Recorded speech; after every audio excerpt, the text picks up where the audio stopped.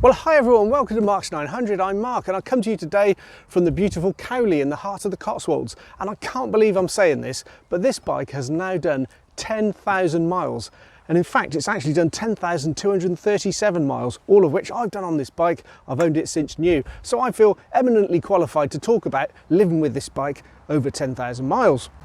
So I know I'm called Mark's 900 and I ride a Z900, but that doesn't mean I think that everything about this bike is brilliant. In fact, it's got a few foibles. So what I'm going to talk to you about is some of the things that have gone wrong with this bike. And I'll be honest, there's been nothing particularly critical that's gone wrong with it, but there have been a few things that I wasn't happy with. There's also a few things that I don't like about it, which is probably the same that can be said for an awful lot of bikes. And then finally, I'm going to go through a few things that are actually kind of self-inflicted. So let's crack on then and talk about a few of those things that I really wasn't very happy about. The first thing then, I actually did a video about, and it's because when I'd owned the bike for about 3 or 4 months, I got an engine management light that came on. Now the problem was that I turned the ignition on, and what normally happens when the bike's cold is that it starts up and it revs quite high, but it kind of struggled into life, and then this light came on. Now it's just a glitch that happens occasionally, and so they tell me anyway, and all it means is that the actuator that turns those revs up hasn't kicked in as quickly as it should do. So it's a slight blip, puts an engine management light on and puts you into rain mode so that you can't ride at its full potential, and you have to take it to Kawasaki to get the light reset. Now to do that costs around about £30, which I was a bit miffed with as well, to be honest with you.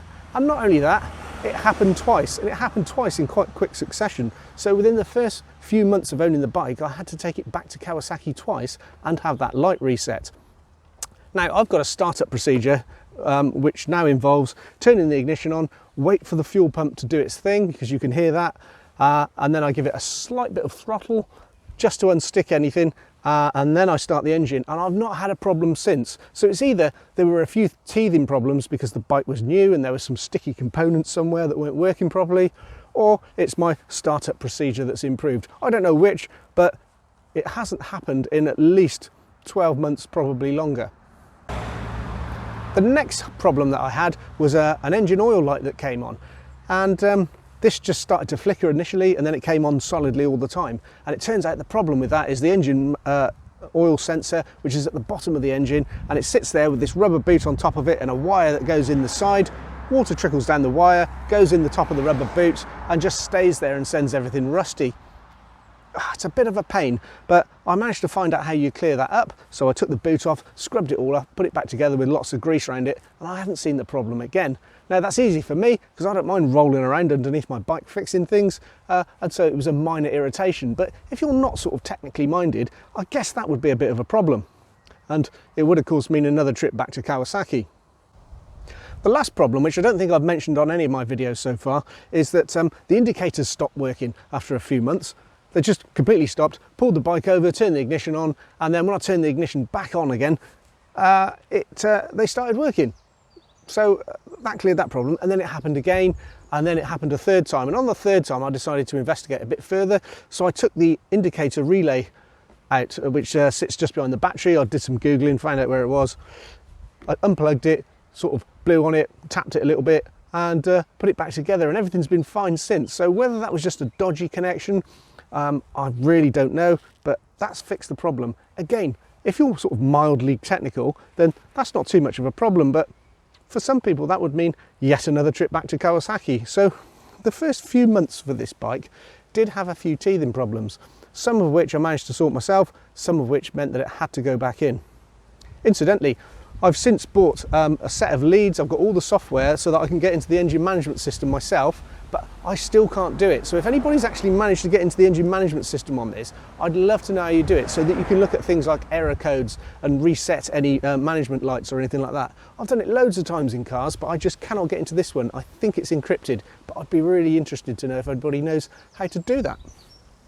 So moving on then, let's talk about a few things that I don't like about this bike, which is probably the same for an awful lot of bikes. And what I'm going to start with, I think, is the paintwork. Now, a lot of these bikes are coming with kind of matte black paint. This one's got a bit of a sparkle to it, but even so, the paint is painfully thin. Just any slight knock will just put a dent into the paintwork, it'll chip it, and I reckon any harsh sort of cleaning is going to ruin this completely. Other things I didn't like about it was the great big fat exhaust. Again, you know, this is a Euro 5 thing, isn't it? They all come with these great big end cans. This one I replaced with an SP Engineering end can, and I'm much happier with the look of the bike. What I'm not happy with is the front pipes on this one, which are made of just the most awful quality stainless steel. Now, the RS version of this comes with a really nice set of front pipes on it, but this one, absolutely horrible. And not only that, but underneath there you've got that thing I think they call the bread box, which is part of the Euro 5 sort of emissions thing. It's got all the cat in it and all that kind of stuff, muffling, and it sits as this great big sort of dirty silver coloured box under the bike. Now you can eliminate all of that altogether if you want to spend £600 or £700 on an exhaust system, but I've kept mine and I've tried to keep it all clean and sparkly and shiny, but it's just an impossible task, especially that big lump that sits under the bike. And quite honestly, I'd much prefer it if they just painted it all black, and I'm almost tempted to do that myself, or get it done professionally. So the exhaust, not particularly happy with this, but again I see that on all kinds of makes of bikes.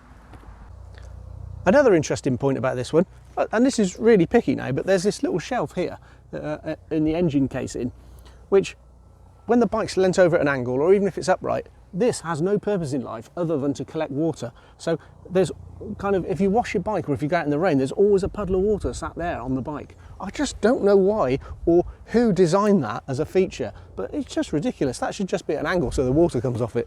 That's kind of a small point, I know, but it annoys me. So there we go. I can't think of anything else on the bike that's really annoyed me. So you can see there's nothing there that's fundamentally wrong with it. There's nothing that I would say, cool, don't buy one of those, because, you know, these are niggly little problems, and I'm sure you get them with all bikes. So nothing at all that I can really say is that bad with it. Now, there are a couple of things, just to put the record straight, which are self-inflicted problems. Now, the first one is the rear view mirrors. Now, they come with these great big sort of antenna bug eye things. They're very good. If you use them, you know, to look at and use as mirrors, they're absolutely fine.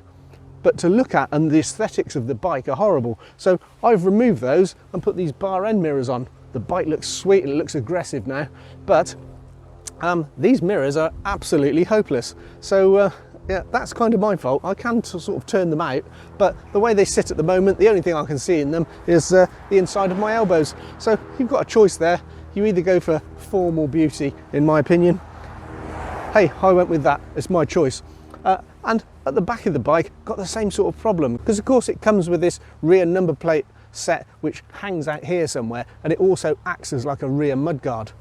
Now, I don't like that. I think it looks horrible.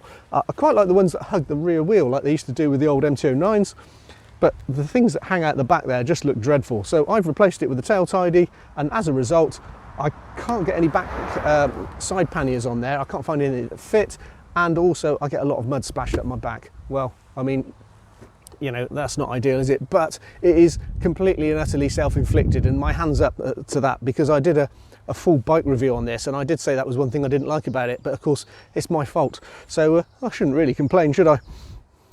The other thing I just mentioned about the mud guards whilst we're here is that bikes in the 70s and 80s that I remember used to have nice long front mud guards on them, and they stop water from splashing up. That mud guard does very little. In fact, it needs a front fender extender on it to make it any good. The same goes for the rear one. There's a rear hugger. It does absolutely nothing unless you put an extender on it. So Kawasaki in that particular area have chosen style over function, whereas in other areas they've done exactly the opposite. And so my thinking is actually the opposite to Kawasaki's on looks and form.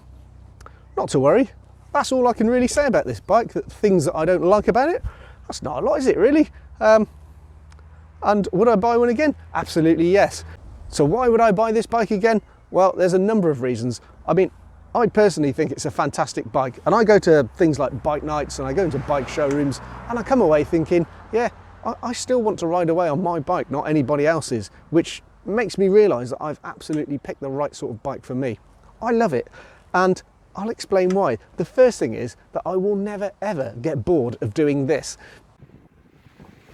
I'm sure the camera doesn't do it justice, but the thing I love most about this bike is hammering along the country lanes and accelerating as hard as I can on the open roads.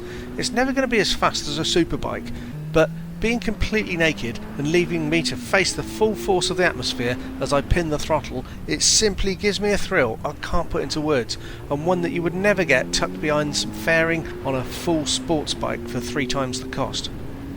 Commuting is easy, long distances are a breeze, and motorways, well, they're just uncomfortable, as you might expect for something without fairing. So, for what I do, the Z900 is ideal, and every single morning as I head into work on the A40, I pin the throttle and hang on whilst this beast does its thing. I'll be honest and say that I'm more Francis Rossi than Valentino Rossi, so the chicken strips are getting a little bit thinner, but I haven't given them too much to worry about, and actually I'm squaring off yet another set of expensive tyres as I continue to master the corners. That said, in all these miles, I haven't dropped it, scuffed it, been thrown off, piled into a hedge or anything else. So if someone like me with minimal skills can pick up a bike like this and then look after it for 10,000 miles, then I'm sure that pretty much anyone could do that, and this has to be one of the most endearing attributes of the bike. It's very easy to use despite its ability to send you down a dual carriageway like a ballistic missile. So the bike is easily fast enough, and as I've said, can outperform me all day long. It's also very comfortable, and of course has those 4 cylinders, which is a configuration that has been out of fashion for some time.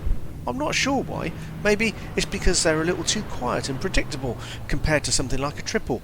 What I do know is that they are having a bit of a resurgence even on smaller bikes, which is a really good thing. I mean, to my mind, 4 strokes, 4 cylinders just makes sense, but then I'm a non-mechanic and what do I know? But what I do know is that I've yet to ride anything as silky smooth as the Z900. My mates reckon it's like a sewing machine compared to their big V-twins and so on, so I guess it depends what you want from a bike. Either you like a raucous, vibraty bike just to let you know you're riding, or perhaps something altogether smoother. I personally go for the latter, and that's one reason I keep the baffles in the exhaust, because it's just kind of too loud without them and it upsets the neighbours. So just in case you're wondering where I am now, I've turned up in the little village of Byberry in Cirencester. Now you might know this place if you watch the motorcycle show from the UK with Henry Cole, and Henry quite often comes here and he's keen to point out that this is the quintessential English village. There's a couple of bikers there on the left, and if you look on the left again now, you'll probably see, some deck chairs right next to the river. And then in front we've got the pub covered in ivy and some tea rooms. This really is a great little English village, and in the height of summer you can barely get through here with all the tourists. Now, coming up on the right hand side, you can see in the far distance there's a row of houses which is Arlington Row. Now I think this is still the case, but that's a picture of those houses that appears inside the UK passport. So there you go, you can't get more British than that, and there it is, Arlington Row there off to the right. So let's head off back out into the countryside. As I've said, it's quite a quiet day today. I was expecting there to be loads more people and a lot of traffic, but I've had a really clear run down to here, and now there's a road which goes from Byberry to Burford, which is where I'm headed, and that road, if there's not too much traffic on it, is going to be glorious. Certainly in this area of the Cotswolds, that is one of the best roads if you just fancy going for a blast. I'm not sure if there's much else I can tell you about this bike really as I go spinning off into the countryside. I suppose fuel economy is one thing you might think about, and this does round about 50 miles to the gallon. I actually tried to do a video where I compared how the bike ran on E5 fuel compared to E10 fuel, and it wasn't very scientific and my results were all over the place. In fact, I couldn't tell the difference between the two, while the bike is made to use both types of fuel. So maybe that's what I should have expected, and I'm just going to stick with the cheap stuff. It runs just fine. Anyway, let's get back to where we started and have a bit of a sum up. Okay, there we go. As you can see from that short ride, I have an absolute blast on this bike. I've done 10,000 miles on it, and I wouldn't have wanted to do them on any other bike. Okay, so it had a few niggles to start with, but I pretty much ironed all those out. I've got the bike looking how I want it to, and as I say, I've enjoyed every single one of the miles I put on this. I've done long distances, I've done short bursts, pulled the odd wheelie. I'm ashamed to say that I haven't been on a track with it yet, but when I do, I'll do a track review of the Z900, but certainly for road use, I really can't fault it. I mean, Yes, I've had some lights come on the dashboard, but it's never actually let me down to the point where I can't ride it, and those lights have been few and far between, let's face it. In the last year, it's been absolutely trouble-free. I have been looking around to see if there's another bike that I would rather be riding, and quite honestly, I've not found anything that I'd rather be on than this. I've tried the H2, that was too mental. I've sat on a Ninja 1000 SX, and quite honestly, it just felt too big and too cumbersome, and I didn't want that bike either. I quite like the look of a Ducati. I don't know, I haven't ridden one yet, but I don't think I'm going to be getting rid of this. I think I'm probably going to be doing another 10,000 miles on it. So there we go. I'll stop fawning over my bike now and say goodbye. Until next time, don't forget, whether you ride a Z900 or anything else, make sure you keep those chains oiled. I'll see you soon.